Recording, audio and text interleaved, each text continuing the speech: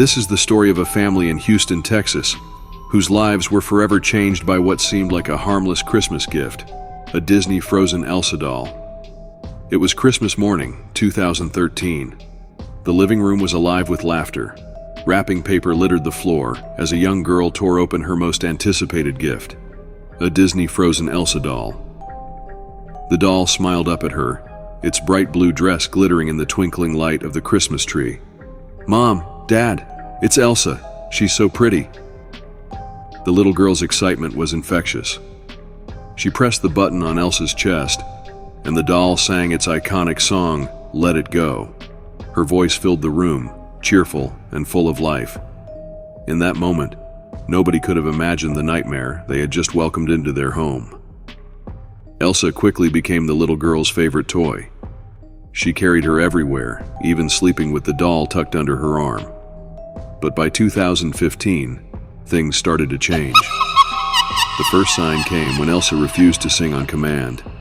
The family brushed it off as a technical glitch, but soon, Elsa began singing by herself, at odd times and without anyone pressing her button. "It's just broken. We'll replace the batteries." But new batteries didn't help. Instead, Elsa began alternating between singing in English and Spanish, something she was never programmed to do. The cheerful voice had taken on a warped, almost mocking tone. By 2019, the family's unease had turned to fear. Elsa's songs would start in the middle of the night, waking the household. Sometimes the doll would go silent for days, only to suddenly spring to life. It wasn't just the singing either. They began finding Elsa in places they hadn't left her, on the kitchen counter, in the daughter's closet, or on the stairs. At first, they thought someone in the family was moving her as a joke, but no one confessed. "Who keeps moving this thing? It's not funny anymore." The truth began to sink in. The doll was moving on its own. Determined to end the madness, the family decided to throw Elsa away. The father placed her in a trash bag, sealed it tightly, and threw it in the outdoor bin. For the first time in months, the house felt normal again. But their relief didn't last long. "Mom, Elsa's back." They found her days later, sitting upright in the living room, her unblinking eyes fixed on the couch. Nobody knew how she got there. The trash had been collected. The bin was empty.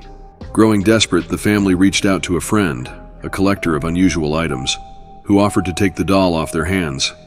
They carefully packed Elsa in a box, sealing it with tape, and shipped her away. For a few weeks, the family felt at peace, but their friend called them one night with a chilling revelation. "That doll you sent me, it's back at your house. I swear it's not here anymore." Fear crept back into their lives as they realized Elsa had returned yet again. The doll seemed unstoppable. The family decided to destroy the doll. Late one night, they built a fire in their backyard and threw Elsa into the flames. Her dress melted, her plastic body bubbled, but her face, her haunting, unscathed face, remained. The fire had no effect. Elsa was invincible. Finally, they decided to send Elsa far away, to an unknown location, hoping the doll would never return. For now, the house is quiet. But the family lives in constant fear, waiting for the day they'll find Elsa in their home again. They don't know how she comes back. They don't know why. All they know is, she always does. Some objects are more than they appear. Some carry a darkness that can't be explained. This family thought they were buying their daughter happiness. Instead, they invited a nightmare into their home. The next time you hear a toy singing in the dark, ask yourself, is it really just a toy? The doll wasn't just moving or singing anymore. It felt alive. Objects around the house began to shift on their own. The family would find picture frames knocked over, furniture slightly moved, and doors that had been locked mysteriously left ajar. But it was the voices that truly broke their sense of safety. "Mom, I think I heard her talking to me last night." The little girl swore she heard Elsa whisper her name in the dark. At first, the parents dismissed it as a child's imagination. But then, the mother started hearing it too, a faint, melodic voice calling her name from the shadows. The father, ever skeptical, brushed it off. That is, until he woke one night to find the doll sitting at the foot of their bed. Desperate for answers, the family began researching the doll, hoping to uncover some logical explanation for what was happening. They found stories of similar experiences, objects moving on their own, toys that seemed to have a mind of their own. But one story caught their attention, a tale of another Elsa doll, sold in the same region, that had been blamed for a series of tragedies. The doll had belonged to a family who claimed it was cursed, bringing illness and bad luck. They too had tried to get rid of it, only to have it return. Could it be the same one? Number, that's impossible. The connection was impossible to ignore. The family began to believe they hadn't just bought a doll. They had inherited a curse. As weeks turned into months, the doll's presence began to affect the family's mental health. The little girl, once full of joy, became withdrawn and quiet. She refused to sleep in her room, terrified of being near Elsa.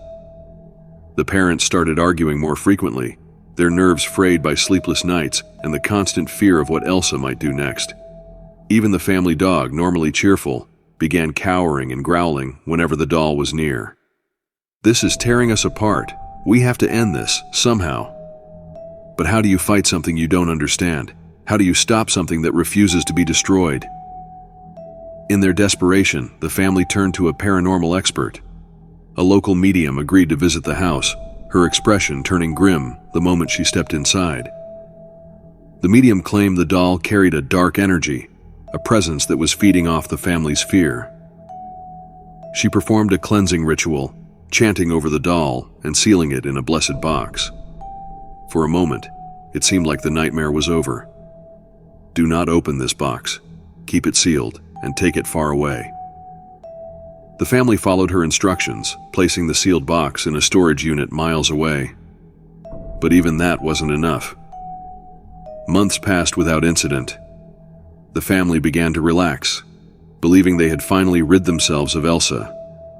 But one night, a knock came at the door.